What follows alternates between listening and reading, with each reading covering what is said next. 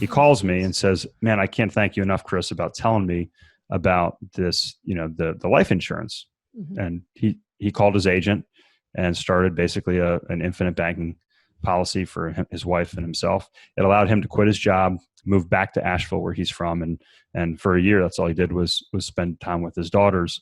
And then people started to ask me, well, where do you get your money for these deals? I said, oh, I take it out of my life insurance policies. He said, well, how Hmm. do you do that? Hmm. And I thought, well, this is all right. I thought, all right, this is, I need to put together a tool to teach people about that. So we just introduced that this year on our website as well. Okay. We call it the investment optimizer. And really what Hmm. that is making sure you have the specially structured contract, because it's a Hmm. contract Hmm. with the life insurance company. And then we talk about how to utilize the cash value in those policies, that capital that's yours as collateral, and then borrow against that to put in the deals. And basically what you do is it's financial arbitrage. So the infinite banking concept is really utilizing, as you both know, max or overfunded whole life insurance, where Hmm. you drive the insurance and the cost of the insurance, by the way, down, and you maximize the cash value. And then the investment optimizer is really teaching the strategy of utilizing that cash. And this isn't for everybody. This is for Hmm. sophisticated investors that have the discipline to invest in cash flow investments and Hmm. then put the money And back pay it in. back. But Hmm. yeah, but taking that money, Hmm.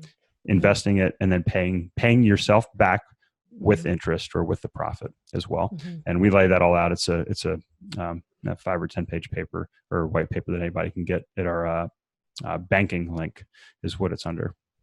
Okay.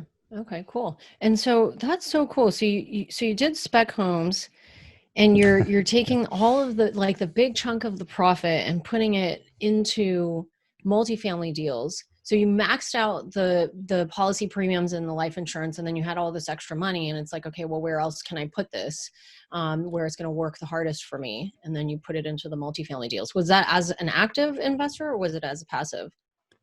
That was we were kind of combining it at that point. Okay. So it Okay. started as passive. Yeah. So just for your listeners, let's say you have $100,000 that you've built up Hmm. over say 5 years in an insurance policy. We take $50,000 to $100,000 out. We would use that to fund the either the down payment or the purchase of a lot that we use as collateral for a spec house. We would Okay. typically get somewhere around a 50% return. Hmm. And so if you invest $100,000, that's a $50,000 return. Hmm. We'd pay ourselves back, and we take that, $40,000 or $45,000 net, and we'd Hmm. put that into the next deal along with, another, say, $50,000 that we had accumulated as well. And we were able to, that just allowed us to invest more and more, faster and faster.